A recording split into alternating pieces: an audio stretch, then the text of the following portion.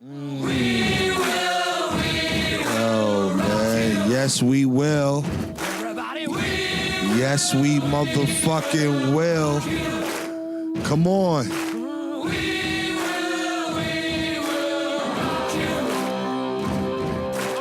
That's right, motherfuckers.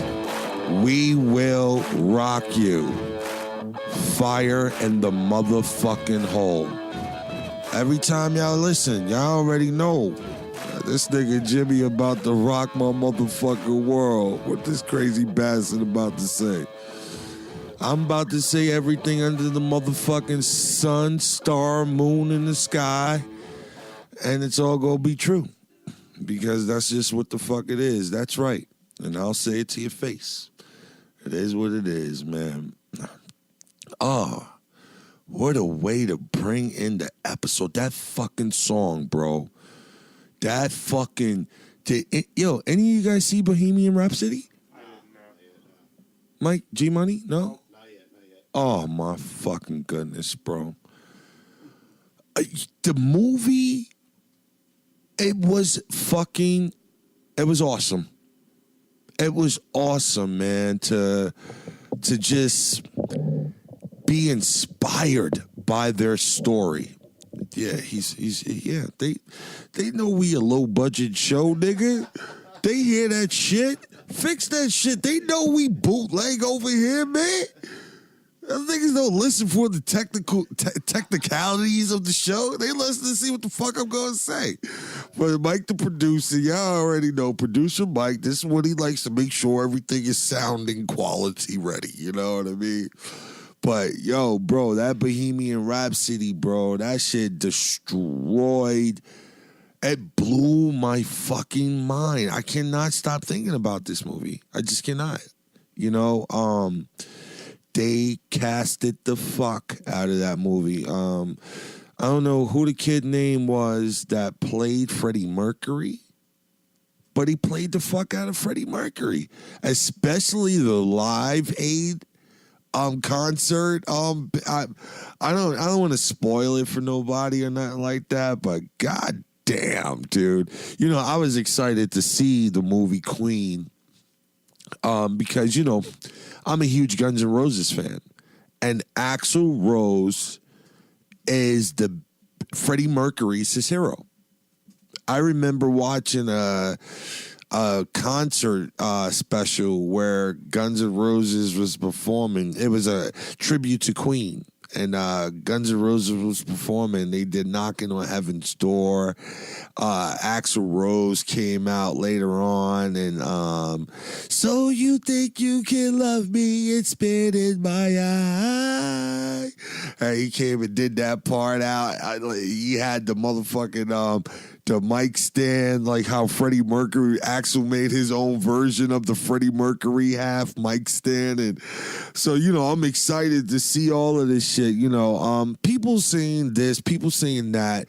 But, you know, dude, the band had a lot of say-so to do with the movie, so I don't think there's anything that's in the movie that's that far off. I think they were very protective of Freddie. And it's just a great story, man. It was an inspiration. It really made me want my band to take more of a priority in my life. I know what it was for me to step away and what it did to my band. It's crazy, man, because, you know, Freddie Mercury left and did a solo project. I'm not saying that, you know, but comedy is a solo project. You know, it's just you and the crowd up there, you know, you, the mic, the stage, and the audience, you know, but I do kind of feel like I abandoned them, and I'm not a nigga that do anything that's gonna make me look buffoonish or stupid or like, nah, that ain't it. I really think my band had a fair shake, you know what I mean? I was fucking with a lot of bands that was on the post-hardcore emo scene and shit like that, you know, Funeral for a Friend, Taking Back Sunday, My Chemical Romance. I mean, I could keep naming different bands and shit like that, As Cities Burn, that just really that loved me, that fucked with me, would let me come and sing with them and shit like that on stage. Or I don't know if it's singing, you know, people are like, you're a singer? I'm like, I don't know if I'm a singer. I'm more like a vocalist.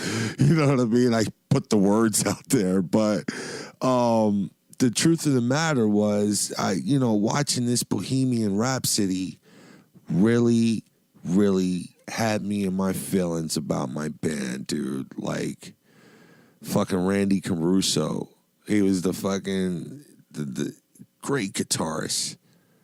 Great guitarist, self-taught. You know, crazy white boy from Lincoln, Nebraska. You know what I mean? You know, you already can tell it's Lincoln, Nebraska. You know how I met my band? When I was on Warped Tour, Kevin Lyman, you know, I kind of created this job. He saw the happiness I was bringing to kids by introducing them to their favorite bands and bringing them back behind the scenes, like where the buses were, where catering, where everybody was. I would just bring a group of kids like it was a field trip. And well, these guys were a part of that joint, you know.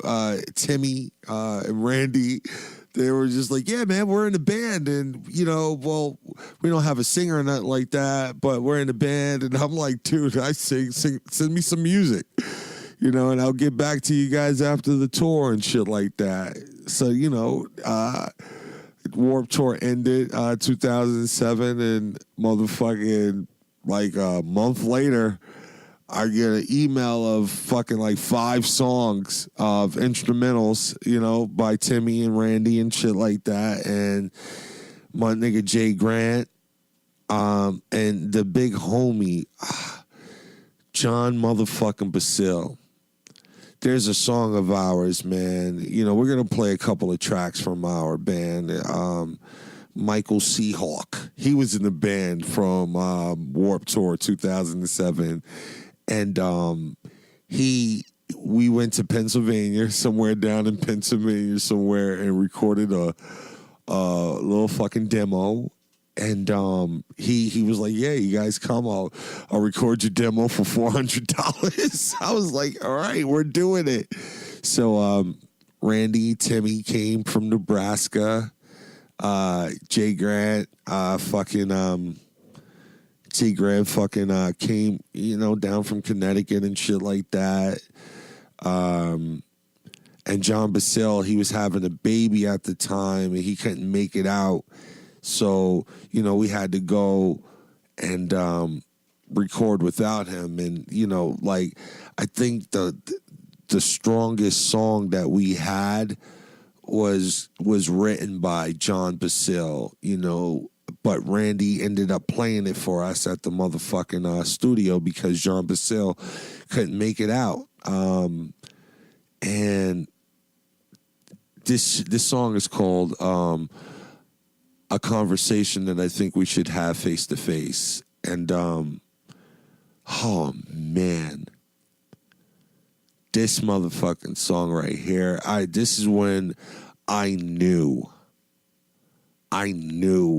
like, okay, I don't know if you guys ever seen this movie called The Rocker, okay, where the fucking the brother-in-law, the grown-ass brother came back to live with his sister, and he ended up joining his nephew's band, and he was in this other band that blew up big time and all this other shit that they kicked him out. And, you know, he's like playing like drums for these kids and shit like that, you know, and it was just... But that moment in that movie where he got in the car with the kid and he blasts the song driving around. What's that called again, Mike? What's it called, G Money? The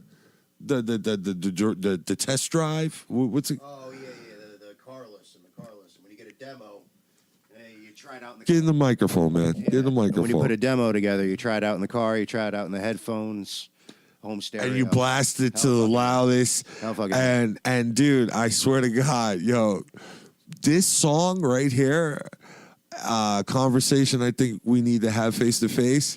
I know the title, but I always thought like these titles, like these bands like Brand New and these guys were making up, like Taking Back these like Ghost Man on Third, fucking 77 times 7 and all that kind of wild shit. I just thought like, you know what, dude? Let's have fun. But these songs were literally everything. The title of the songs is exactly what I'm trying to say. Exactly. But this one particular song, when we would play that shit, man, and drive it around, I said, yeah, we totally fucking got something here, man. And we just looked at all each other in the eyes. We ate a lot of pluck you chicken. That was it. Pluck you chicken, weed, and bear, and yeah, that was it. And fucking and music, man. You know what? I don't know. Why are we even playing around? Let's pull up a song. Let's pull up a song. Something from my band. Yeah, man. I'm definitely trying to get the band back together, man. Fuck that. We're putting the band back together. I don't know. You guys tell me. Do you think I should put the band back together? I think that this shit is gonna be something that I think is awesome, and I think that you guys are gonna fucking love it. I think you guys are gonna fucking love it. You might. Hold on, let me get my shit together. Y'all know this is, y'all know this is a bootleg show. Y'all niggas know this is a bootleg show, but it's all heart. It's all motherfucking heart, man, and we mean it. I think you niggas gonna like this song. It's gonna definitely show y'all a side of me that y'all didn't know was there. But it's all love, man, and I love it. I hope my boys is listening to this knowing that I didn't give up on them. And, I'm going to get the writing on this other music, man. So, listen, check it out, man. I'm going to play this song. Shout out to Queen, man, to be inspired, to inspire the movie Queen. Bohemian Rhapsody. To want to inspire me to share this story with you guys, and to really want me to get back into my music. You know what I'm saying? So here, man, I'm gonna let you guys check this shit out. It's a really, really dope song. Don't let how it starts off fool you. It's a really fucking kick-ass song. The arrangements. Shout out to John Basile once again. This is definitely the song that he wrote. Shout out to Randy and Timmy for making it come alive inside the studio. Also, Jason Grant, and my nigga motherfucking Michael Seahawk for putting this shit together, man. I hope you guys enjoy it. Conversation I think we should have face to face. Here we go. Wow.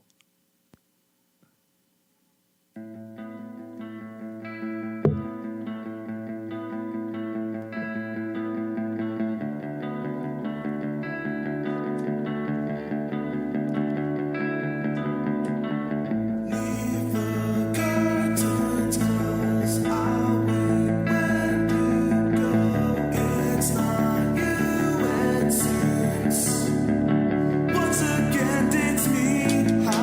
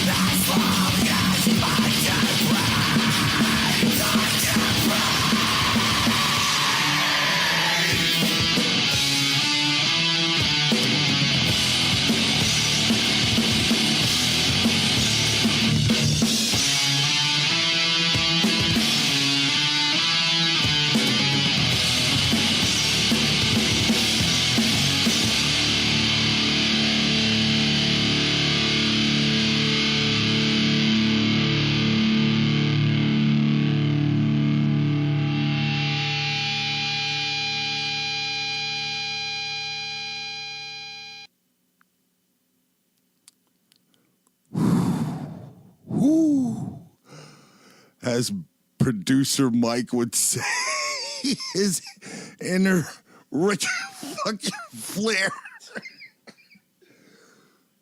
Oh man.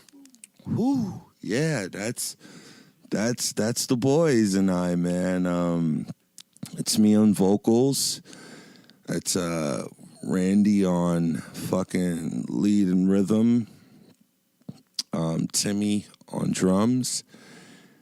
Jason Grant on bass, and that was us. Unfaithfully Yours, man. And that I'm telling you, man. Like, I know those white boys didn't expect. Those white boys did not expect for me to be able to put that shit together like that. And when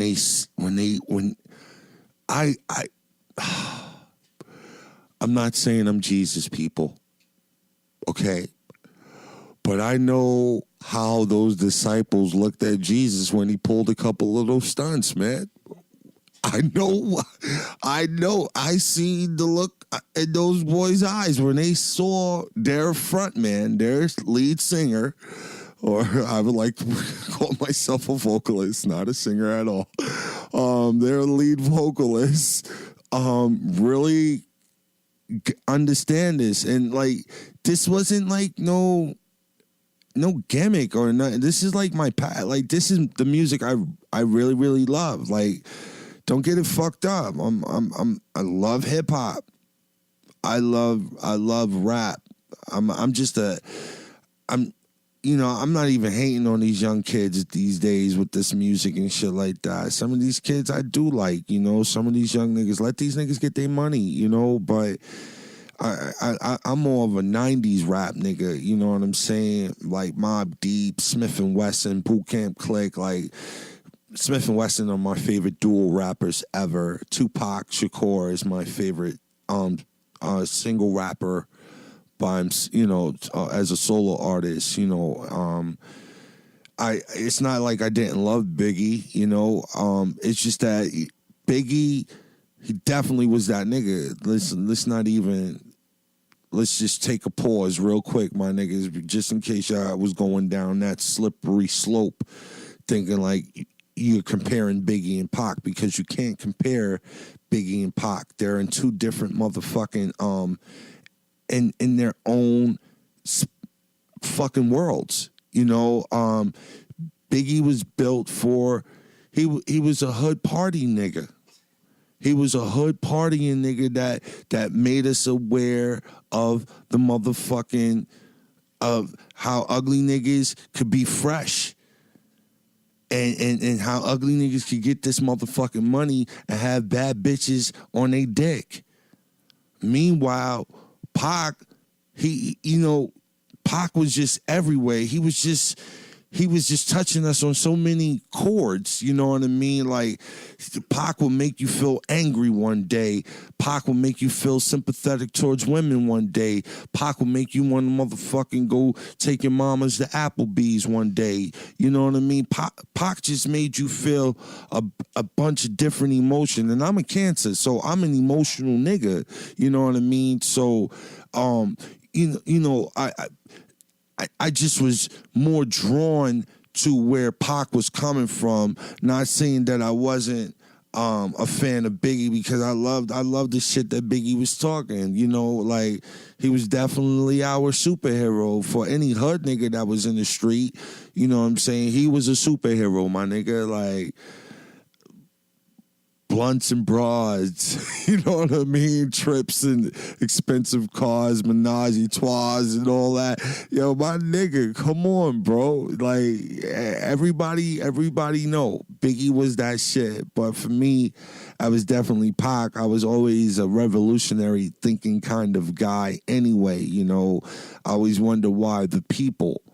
And when I say the people, I'm not saying black, or just my culture. I was always for the people, like, why aren't the people getting it? Why aren't the people understanding we're supposed to be together, and I think Pac was really trying to convey that on so many social levels, but I think just the way the media magnified his hiccups in society would have drowned out our sightseeing of what he was really trying to bring to the light. So I just kind of thought that was just a wow. He got a raw deal.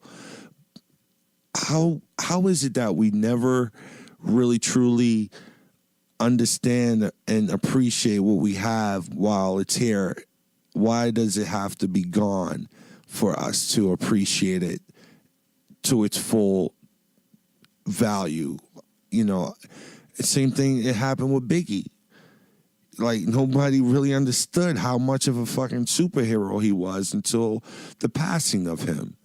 To see the way that Brooklyn stood up for him, you know, like, so it's just like hip hop was a huge part of my alternative urban branding. Okay, because that's what I say my style of comedy is, and that's my disposition in life. Alternative urban, you know? But the music that I'm extremely passionate about, like rawly passionate about, is definitely rock. And, you know, it's motherfuckers like Axl Rose. You know, I'm just talking about frontmen. You know, it's motherfuckers like Johnny Rotten from the Sex Pistols. You know, fucking he wasn't like punk or no, not in your face rock, but his attitude was rock and just his behavior, but his talent was super dope. Noel Gallagher from fucking Oasis, fucking Eddie Vedder. You know, like, especially, you know, young Eddie Vedder when Pearl Jam was just coming out. You know what I mean? Where Eddie Vedder was indifferent about everything.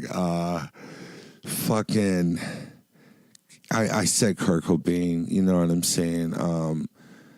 I mean, those are like, those guys, man, those fucking front men that were like, yeah, and it drove me and it abducted me into that galaxy. And the truth of the matter was, I never wanted to come back, man. I love the music, and I was passionate about this kind of music. And when I discovered emo, like, I used to get glimpses of this emo kind of rock.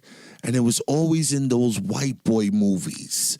You understand, those white boy movies, like when it's the end of the school year, everyone's getting out of school. They got like this kind of kick-ass song, you know what I mean? That's like, yeah, it's like, come on, guys, get out of here, Mom. We're gone for the summer kind of attitude, like that kind of music. I always wonder, where was this music at? And then I found Take It Back Sunday, and they sent me into this whole tunnel of shit, man. And I said, this is the really the kind of music I want to do. Because, you know, people talk about emo this and emo that, but the truth of the matter is, you know, emotional rock is like, I know in the beginning of the song, it's really soft, and if you listen to, all my shit is relationship driven.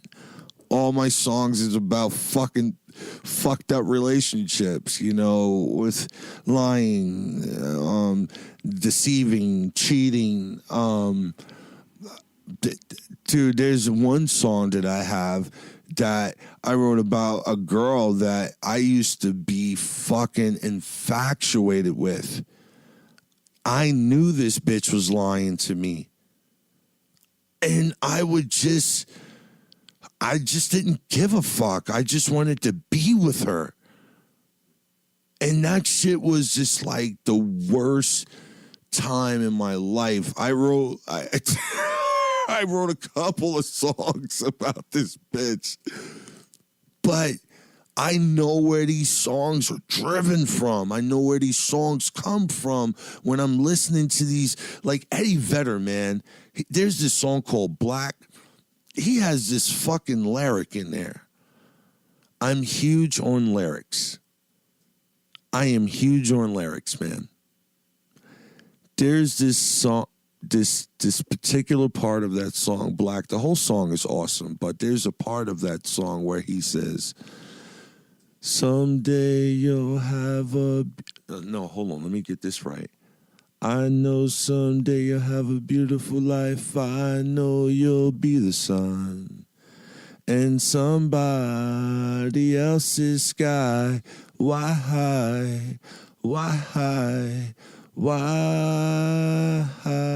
can it be, or can it be mine?" Dude, those fucking lyrics, the fact that he can acknowledge that, the fact that he can see that happening in his relationship before she can see it, and he can still stay knowing what that obvious ending is. I was just like, wow. You know, the honesty of your music can leave you really exposed. Or just the honesty of your stand-up can leave you really exposed of who you really are, you know what I mean, as an individual living this life. And I just never wanted to write songs that didn't matter, that didn't fucking that didn't mean anything. I took the same disposition that I take on stage. I just think I want to say something that matters. I just don't want to fill the listener's time with bullshit. And it's okay. Sometimes bullshit is fun. You know, I'm not saying, I'm more of a not a bullshit kind of guy. You know what I mean? But I can tolerate some bullshit. You know, we all tolerate bullshit to get what we want. So, a lot of niggas tolerate bullshit from bitches because we want to fuck. And bitches tolerate bullshit from niggas because real shit, they want to fuck. Or they trying to get what they trying to get about this nigga. I'm just keeping it a stack with y'all, man. So why can't we just be... I don't know, man. Everything is just driven through your emotions and what you're experiencing. I just never wanted to cheat my band. I wanted to give them the real fucking, like, the real deal Holyfield. Like, and I just thought that the songs... I'm not saying these are the greatest songs ever. Or, no. But what I felt like for me and the guys in the band that we shared, I thought, like, wow, we put this shit together and it's all right. You know what I mean? It's pretty decent. I've heard worse. And these motherfuckers is out here touring. Guys, I'm sorry. I want to get back to where we were, making good music and fucking let's go ahead. Let's just get the band back together and let's get out on the road, man. Let's do some awesome shit. You know what I mean? And I don't know, like, maybe two of you guys listening to that. I know the rest of you guys are going to kill me on social media. I know. I'm not tripping, but maybe two of you guys, or one. I'm hoping two. But if we get one of you motherfuckers and be like, yo, that was all right. You got a partial fan? Come on, man. I'm trying to come on this journey with me, dog. You know, me and my motherfucking shit, dude. Like, this. I got another song for you guys. You know, this song is called "Everything We Should Have Said When We Had a Chance." This song, this song is just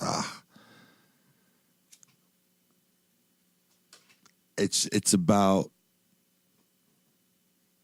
just suffering, just falling in love, just knowing that this isn't good. All of the warning signs were there, and you chose to drown yourself and this toxic love, and you would just sacrifice your morals and who you are just to be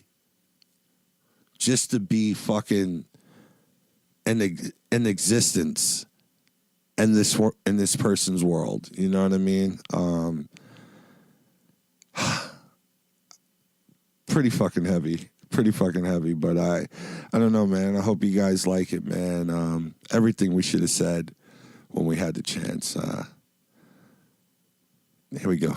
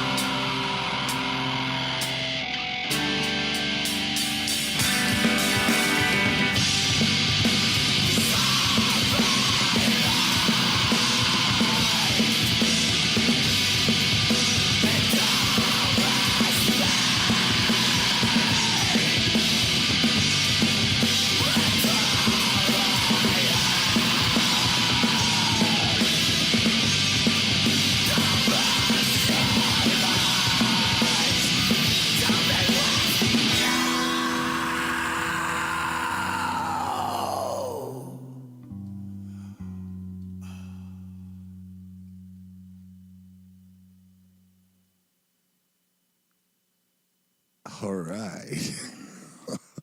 I don't know if you guys listened to the very end of that song where you heard the Guns N' Roses call back from Patience. Yeah, that ending right there. That's kind of Axl Rose inspired. Excuse me. Yeah, man. This is a side of you. This is a side of me you motherfuckers would have never expected. This is a side of me that when you see the big black bearded guy with the hoodie, pants kind of like well, my shits don't be sagging off my ass and nothing like that. I'm a grown up, but you niggas see that image. Don't judge a cover by its bug, B. You know what I mean? Like, my niggas' Funeral for a Friend used to let me rock out with these niggas on stage, bro. This is real deal Holyfield, man. Google it. YouTube it. Jimmy Marr. White boy spell it with 2 R's. M-A-R-R. And Funeral for a Friend. Yeah, man. Like those are these were Warped Tour. Taste of Chaos, man. Those shit's those shit's just really just bettered my life. Thank you, John Oakes. Let me thank this situation in its proper order. Thank you, Eddie Reyes from Taking Back Sunday for introducing me to John Oakes and Story of the Year. Thank you to John Oakes, my first manager. You'll always be my manager of managers in my heart, man. In my heart of hearts. Thank John Reese from Freeze Management for giving John Oakes the okay to go on ahead and motherfucking sign me. Thank you to Kevin Lyman, creator of Warped Tour, for taking a chance from his heart on a dude, you know what I mean, that helped change his life, just made me view things differently and to be empowered to help craft and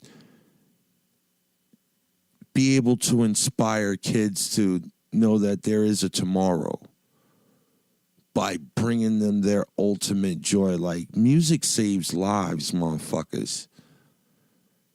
Music saves lives. You ever been in a fucked place, and you just hear some music, man, that like, yo dog, whenever I'm going through it with a bitch, Sade's my remedy, my nigga. Sade's my remedy. Whenever I'm going through it with a shorty, my nigga, that's my remedy.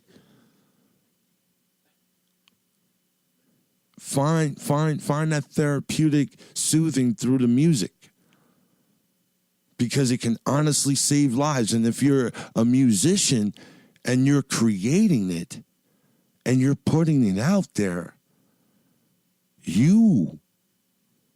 this is therapeutic for you too. I'm telling you, man, I'm a dude that I love love. I love love, man. I love being in love. I love participating in it, and I don't think I really truly have a full comprehension of what it is. And I don't think none of us truly do. We just have our perspective of what love should be and what it is. I definitely think love should be happiness. You should be expressing that in some way, form, or fashion you know what I mean, in a relationship that you're coexisting with someone else with, you know. But if you in it, you in it. You know, but I just love all of the aspects of what I think or what I consider to be love, you know, even when it hurts.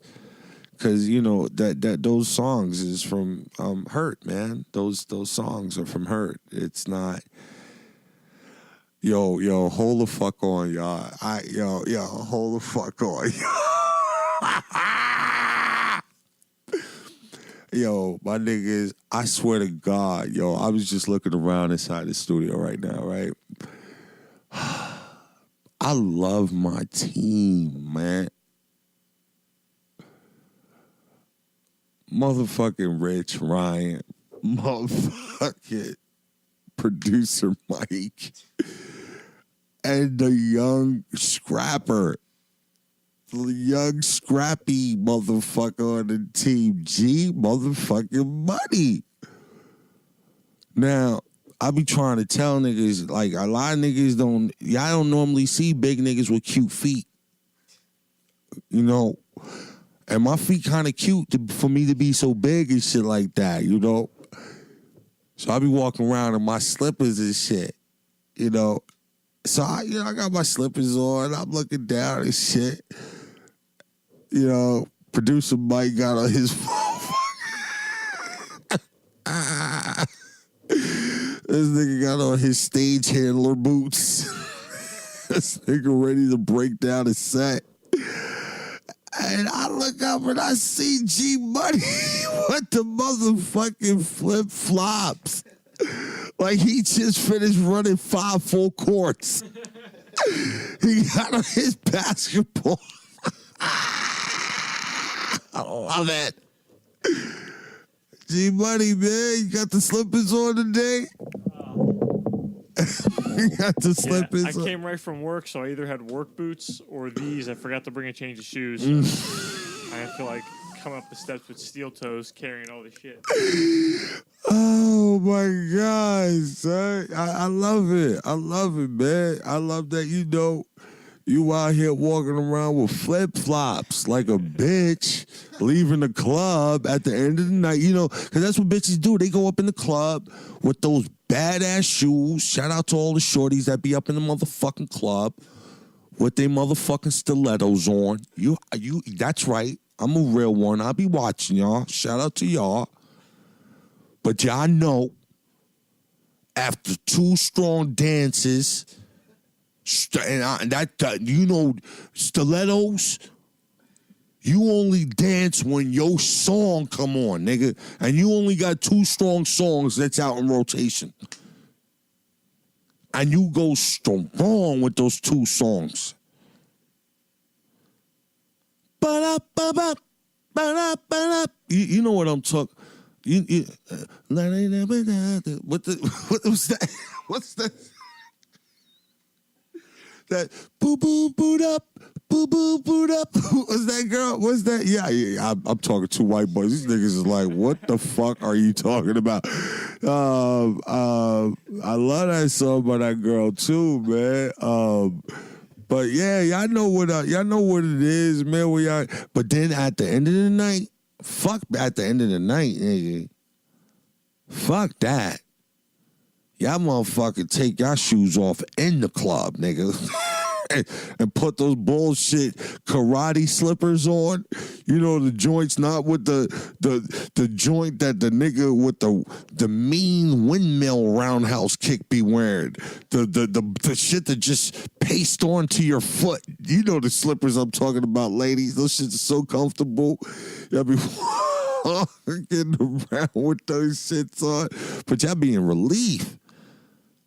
You ever have a nigga trying to holler at you at the end of the night at the club, and you got your stilettos on that you had on all night because you was brave? And this nigga trying to stop you? Nah, those aren't the karate slippers I'm talking about. But let me tell you something. Let me tell you something about karate slippers, nigga. See, nigga, you young G Money. You an infant, all right? But let me tell you something, my nigga. Back in the 80s, nigga, like 88, 89, karate slippers, niggas was wearing those shits like they was a part, like they was Nikes, dog. Yeah. Karate slippers was a part of niggas' wardrobes, dog. Yo, man, let me tell you something about karate slippers, dog. Karate slippers will have you thinking you really know karate, my nigga. You know what's a bad combination? See, y'all niggas is young. A lot of y'all niggas don't remember these days. And I know this is a joint from all over. We touching all over the world, so I don't want to be regional. You know what I'm saying? So I'm just going to tell the story. In the 80s, in New York, Channel 5 at 5 o'clock from 3 and 5, they used to play karate movies on Channel 5, the old Shaolin joints.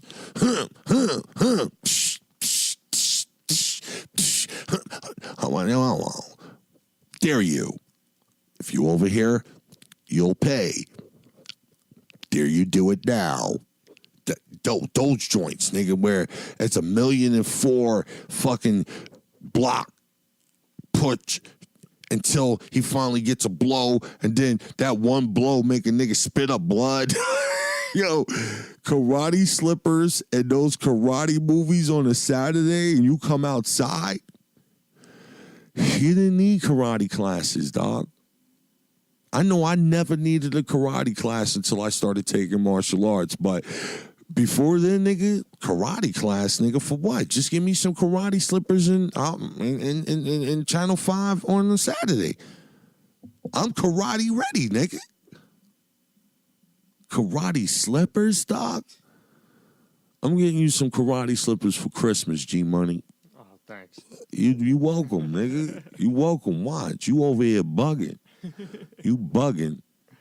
Word life, man. Damn, son. This was an interesting show here, man. This was an interesting show, man. You know, my journey is just all over the place. The shit that I talk about, like, guys,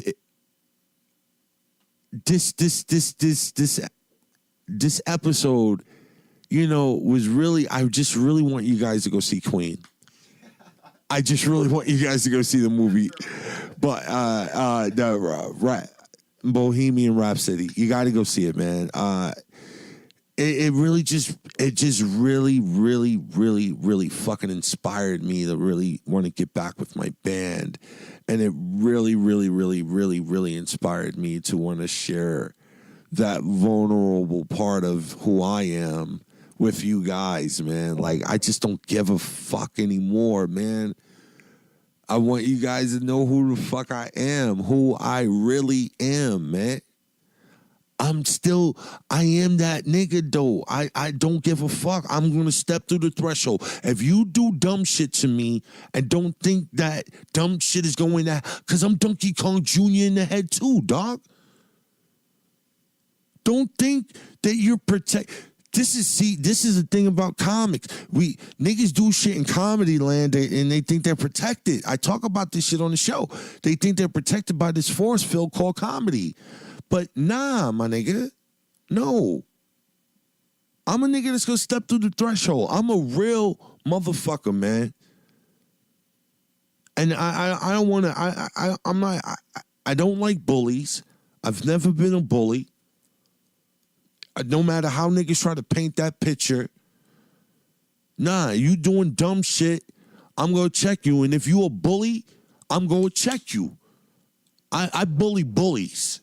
That's what I do. That's what I do. I bully bullies, nigga. Motherfucker said this shit to me one time. You a bad guy? And I said this shit on the show before, man. Are you a bad guy? And I was puzzled. I was like, I don't know.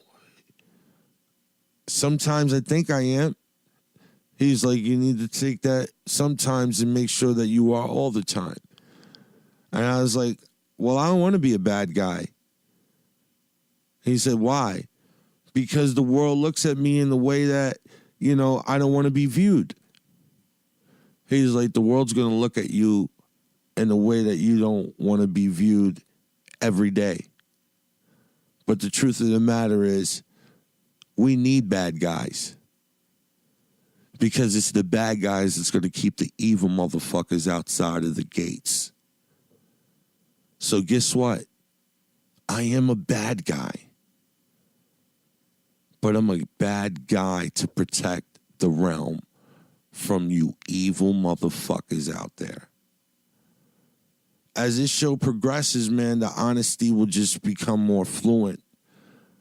The realness of the situation will just be more adamant, because I'm trusting you motherfuckers. I'm giving y'all me. I'm do with it as you will. You know what I'm saying? Like I the truth of the matter is, every day when you step outside of your house, man, you are being judged silently, aloud, cautiously, humbly, in every way, form, and fashion.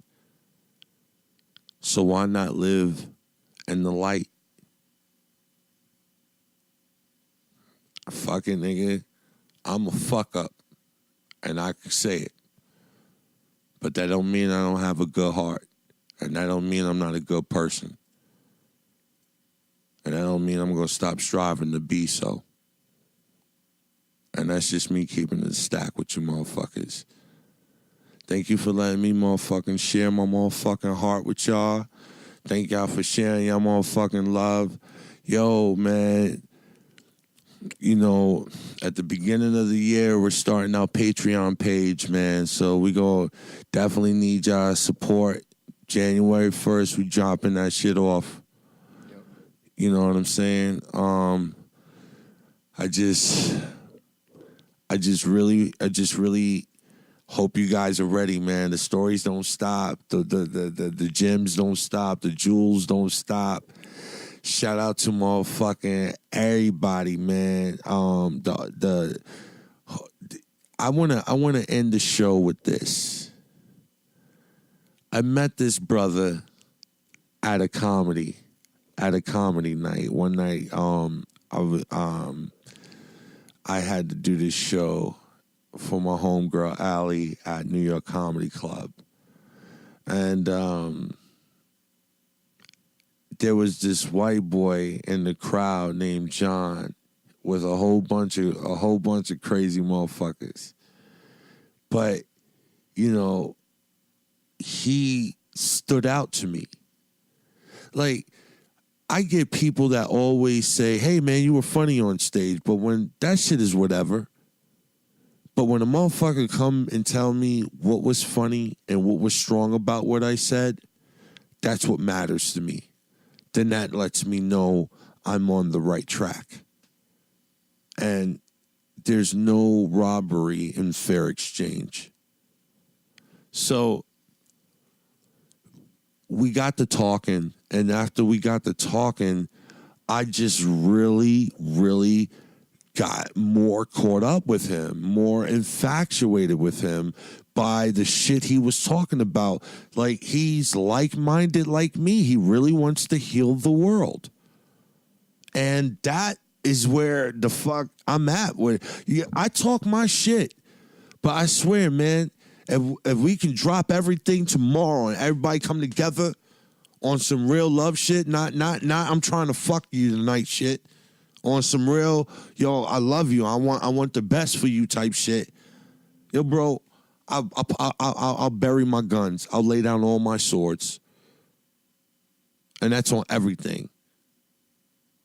I will never say nothing illy about no one else because there'll be no reason to. This will be a Care Bear show. But he told me he's in a band, and then he told me he does poetry. And he sent me this piece. This is why I keep telling all of you guys out there that's listening, no matter where you are, I'm inspired by you guys more than you ever know. You think you're inspired by me? No. I'm inspired by yous. Especially when you're sending in your souls, the reflection of your souls through your art. That's what I wanted to say. That's the best way to say it. Dude, you guys are so fucking awesome on so many levels where it's like I can't even motherfucking fight the fact that when a motherfucker comes and rocks my world like that, I get blown away. And that's what you guys do to me. You blow me away when you send me this kind of work. I'm going to end my show with this, and this is food for thought for all of you motherfuckers out there, man. This has been your motherfucking Underground General, a.k.a. the Underground King, a.k.a. Jimmy Ma. And take this message with you, man. Yeah, we're a different kind of podcast over here. But we for you just as much as you guys are for me. If you guys want to donate, motherfucker, want to support, you already know, man. We here, you want to do that, and we appreciate it. And if you don't, hey, we here. We ain't gonna stop, and we gonna keep the motherfucking flow, continue flowing. You know we don't stop, bro. I can't stop. I won't stop, man. Yo, man, give him that piece by John, dog. You already know. Until next Wednesday, y'all, fire in the motherfucking hole. Do you love someone? How many people do you love? Do you love animals? Do you love certain types of food? How many artists do you love? Do you love the weather when it's just the way you like it? Do you love photos and posts on social media? When was the last time you loved a post? Was it more recent than when you told someone you loved them? The word love is so convoluted that it's almost entirely meaningless when taking the average of all the times it's spoken. We love to say certain things. We love so many material things that bring us no real joy. We even love to hate. We love to see other people get ripped apart, probably more than we love to see others happy. And even when we say it's all about love, and even though we might feel something when we say it, do we really feel love in our spirit? Do we even know who or what we're referring to when we say it's all about love? All you need is love. Is love being demonstrated through our actions? Or is love just a word that we've learned to use to gloss over what love really is? Love is meaningless without compassion and action. Love is empty without empathy. Love is shallow when we aren't willing to travel to the depths required to defend others' honor, value, and self-worth. So the next time you use the word love, ask yourself whether you're using it as a word that carries little to no weight, or a word that captures an abundance of passion, affection, enthusiasm, devotion, and thoughtful emotion towards something or someone that gives your life meaning. We are starving for love and affection, yet we try to find it externally, searching for answers outside of ourselves. The first person or thing we have to love to even know what love is ourselves. Do you love yourself? Have you forgiven yourself for all of your failures? Have you forgiven those who belittled you and tore you apart? Have you, despite all those things, searched the forests and mountains of your soul to console the loving child you once were, still are, and will always be? Because if we haven't loved that broken child, if we haven't fed our starving soul and forgiven ourselves for everything we're ashamed of, then we haven't understood what it is to truly love ourselves. And only when we truly love ourselves can we fully understand what it means to love or be in love with someone else. So if you're searching for love in external things, including people, make sure you've made every effort to love yourself first. Make sure you love all your qualities, especially the bad ones, because they need the most nurturing and support. Love isn't supposed to be easy, and we've proven that by how often we throw around the word while remaining hollow inside. Love the process of discovering yourself instead of finding external things to define yourself. The longer we live without passion, compassion, empathy, and affection towards actions and people, the more we'll continue to throw around the word love like it's a sprinkle on a birthday cake, a disconnected hair flowing in the wind, and a drop of water in an ocean. Love has the capacity to fill oceans and universes, so let us treat love with the love it deserves.